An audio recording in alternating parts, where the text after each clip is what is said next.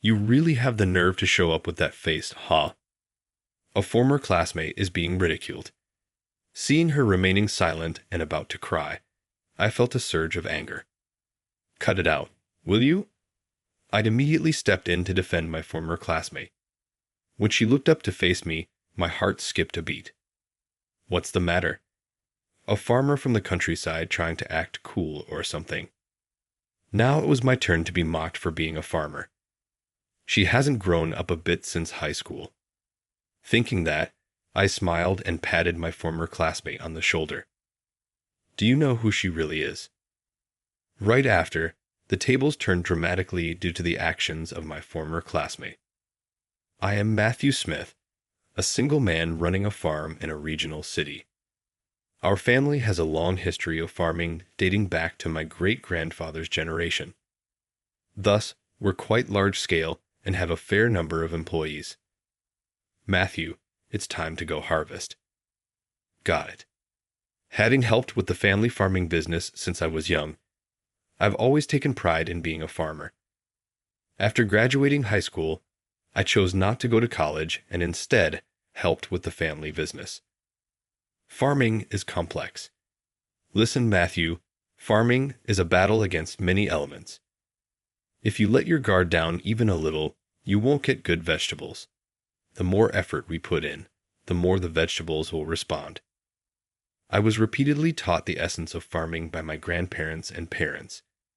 Subject to the whims of weather and climate, any negligence would prevent the crops from growing well. It's a tough job, but it's genuinely rewarding to produce delicious vegetables.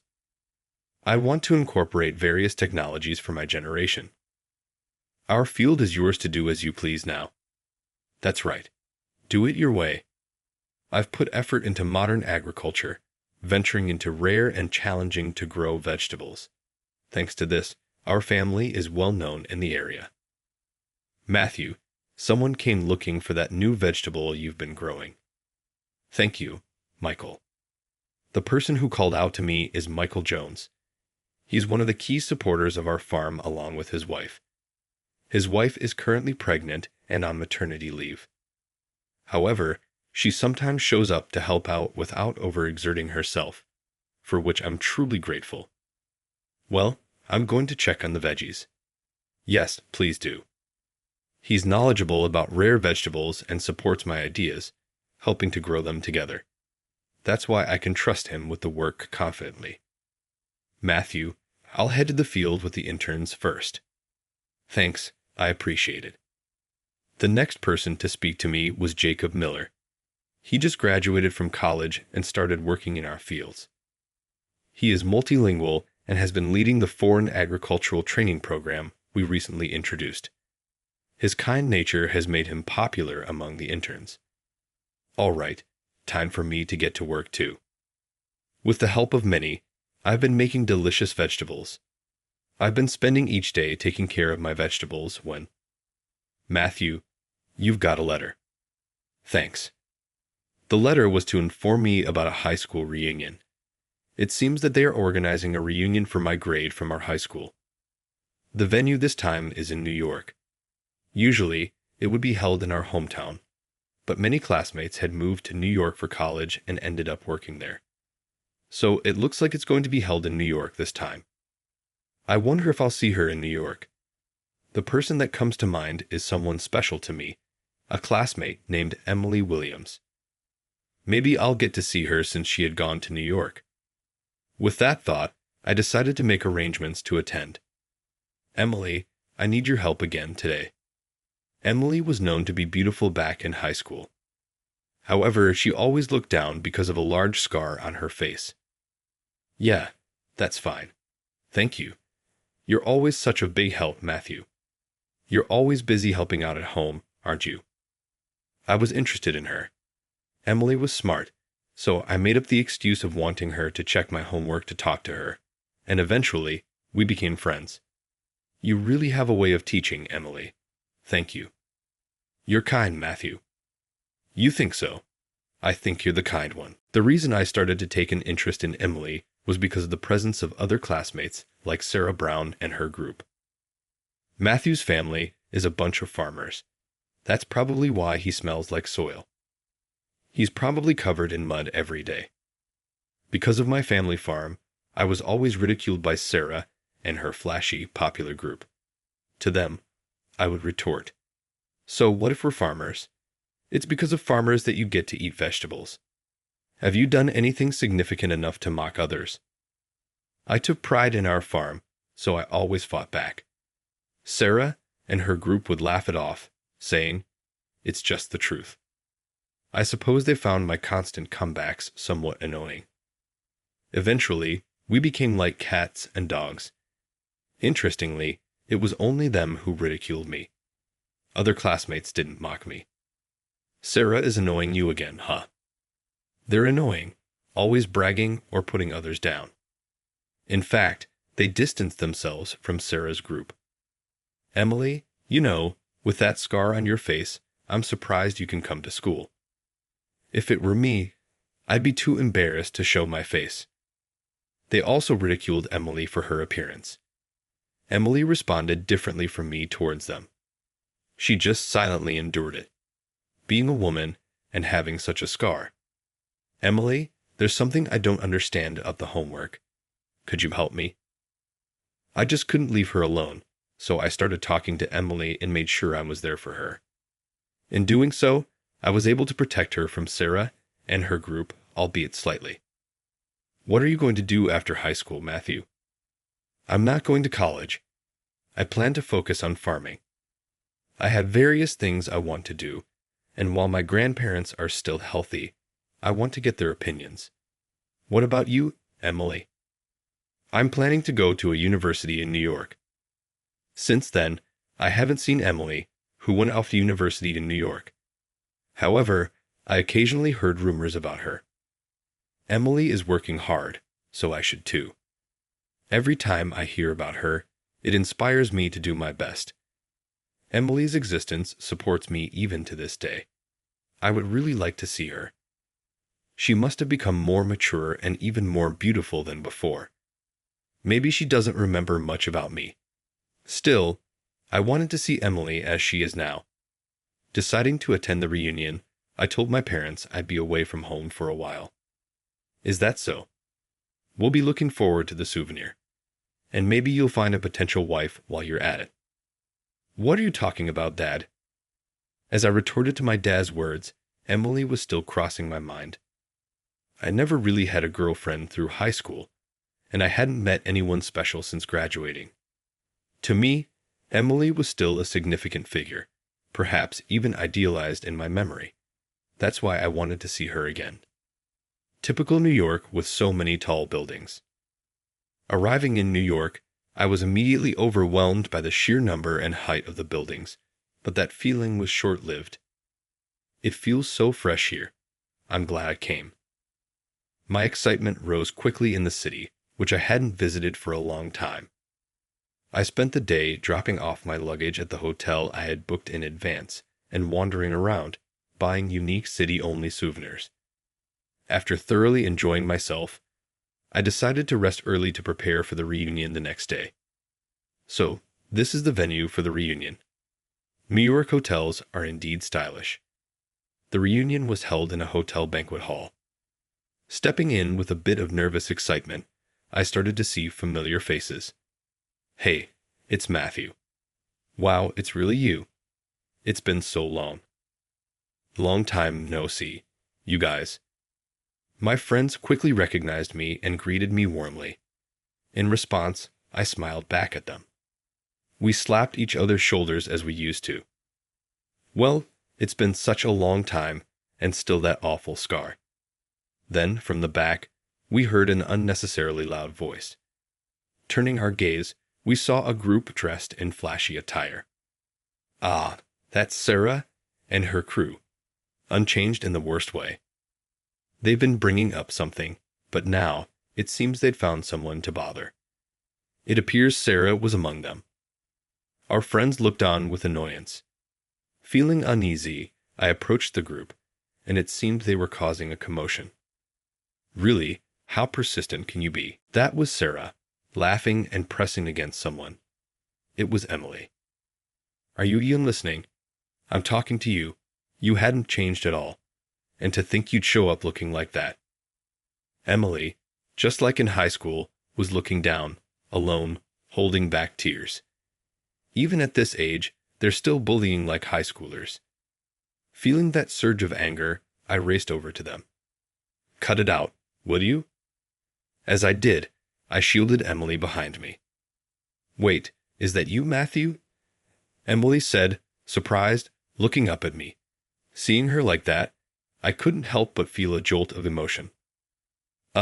It's been a while, I managed to say, finding myself at a loss for words in front of her, who had become even more beautiful than she was back in high school.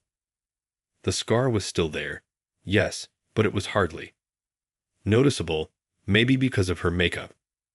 Even though I had stepped in to protect her, I found myself frozen, overcome by nervousness. What's this? The country farmer thinks he's some kind of hero. That mocking tone from Sarah was what finally got me going. Looking at her, I retorted, I've always said, what's wrong with farming? You all eat vegetables, don't you?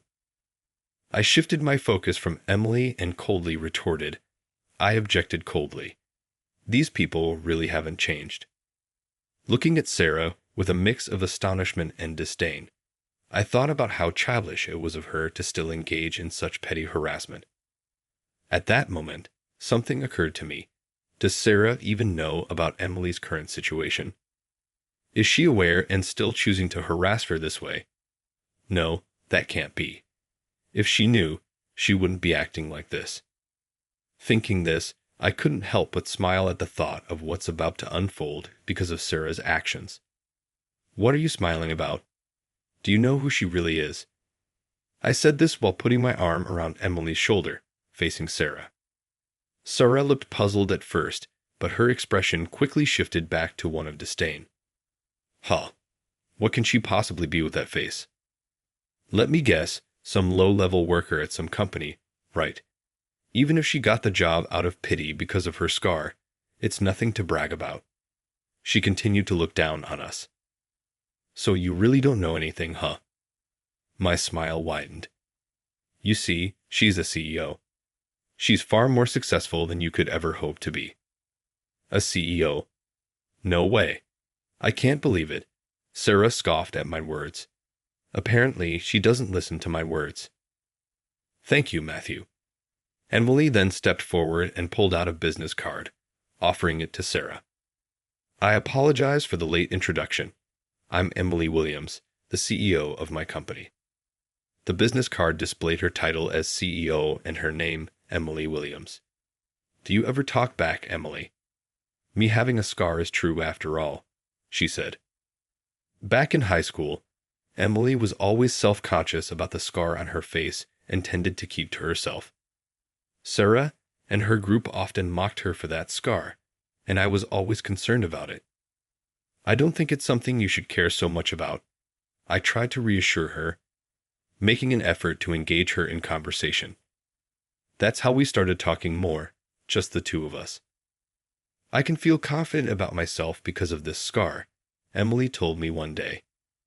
At her words, I couldn't help but tilt my head in confusion. Is having a scar really that bad? She responded, her eyes widening in surprise at my question. I've always wondered something while farming. Hey, why can't this be shipped? It's because it has a scar, was the answer. Scarred vegetables can't be shipped out. If they aren't perfect and unblemished, the agricultural cooperative won't accept them. Similarly, vegetables that don't meet the standard criteria are also rejected. But these taste just as good. In reality, the flavor of pretty vegetables, scarred vegetables, and non-standard vegetables is equally delicious. In fact, some scarred vegetables taste even better. I understand what you're saying, Matthew. My grandmother used to say vegetables with scars often become tastier, as if making up for their flaws, she would explain, always cooking the unsellable vegetables for us at home. I shared this with Emily. Whether you have a scar or not doesn't change who you are. It's all about what's inside that counts. Having scars means you've experienced pain, and that can make you grow into a better person. I encouraged Emily. Hearing my words seemed to lift the weight off her shoulders, and from that day on, she no longer hung her head. Sometime later, I heard the story behind this scar from my mom. Emily shared with me quietly. It turned out she was attacked by a neighbor's dog when she was just a child. A large dog had escaped and went after Emily while she was out with her family. Her pregnant mother was there, and Emily, even as a child, had tried to protect her mother and the unborn sibling. My dad was a bit further away, but managed to chase the dog off quickly, so fortunately, it didn't get worse, she explained. So it's like a medal of honor then, I responded. Yes, it's my medal for protecting my mom and sibling. I'm not ashamed of it anymore, she said with the most beautiful smile I had ever seen. After that, Emily became even more dedicated to her studies. Matthew, I got accepted into a university in New York, Emily shared with me one day. That's amazing. I knew you could do it, Emily. She continued to maintain top grades in her class and entered the famous university. In college, she studied business administration and, after graduating, started her own company. Her business model involved buying unsellable fruits and vegetables directly from farmers and selling them directly to customers. Currently, she sells primarily in the metropolitan area, sourcing from nearby regions. Most of her customers are from the city, but the freshness, taste, and the lower prices due to the products being damaged or non-standard have also made her online sales popular.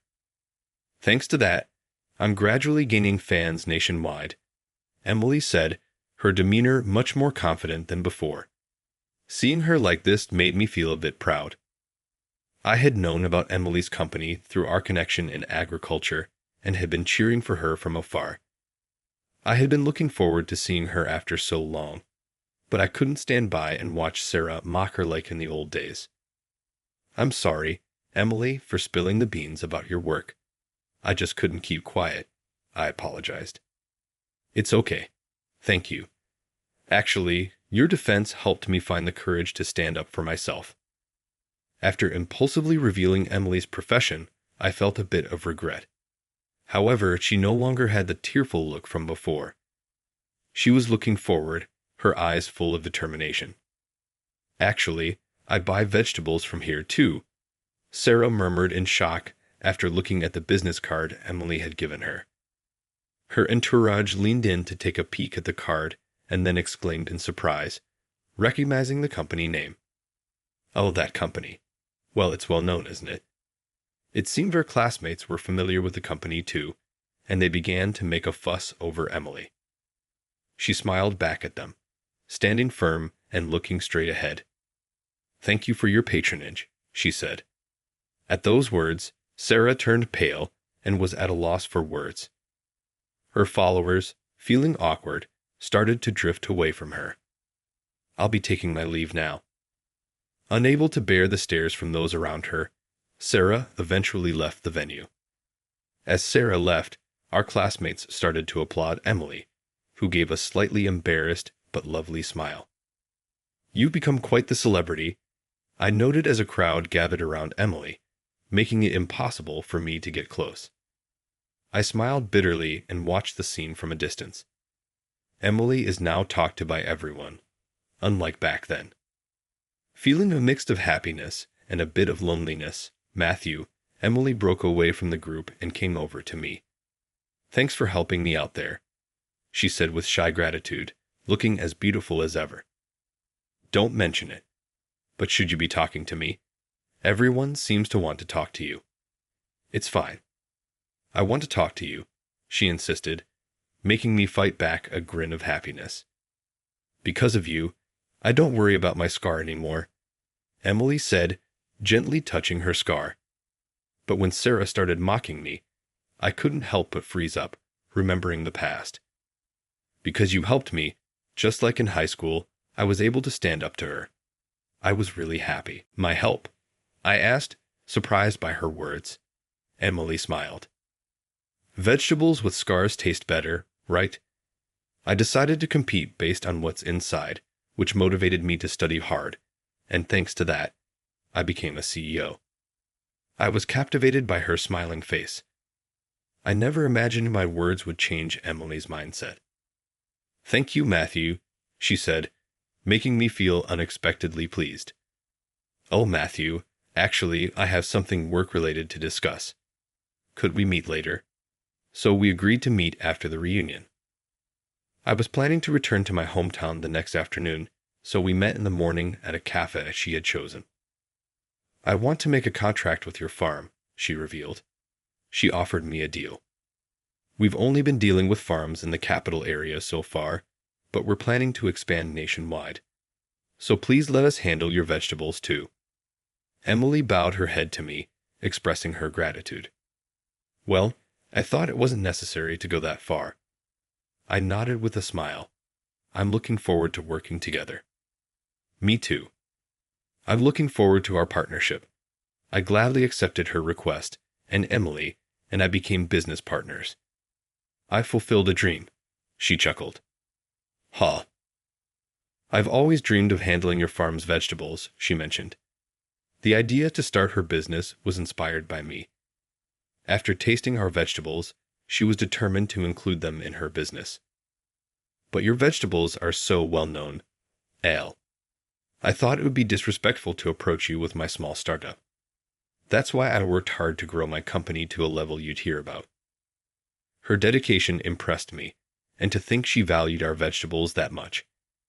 "I'm glad to hear you say that. It's beneficial for us too, not having to discard good vegetables, and it's great that more people get to enjoy them. Yes, I'd want everyone to taste the vegetables from your farm." After returning home, I quickly told Michael about signing a contract with Emily's company. "That's amazing. Her company was even featured on TV the other day," he responded, clearly pleased. This reassurance made me feel confident about the decision to partner with her. Matthew, there's something else I need to discuss, even though it might overlap with the contract topic." Michael then brought up a new subject. It turns out a local school had approached us about the possibility of hosting some experiential learning sessions. Jacob was particularly excited about this opportunity. "How do you feel about Jacob handling this, Michael?" I asked. "I think he's more than capable," he replied, offering a supportive smile that felt like a nudge in the right direction.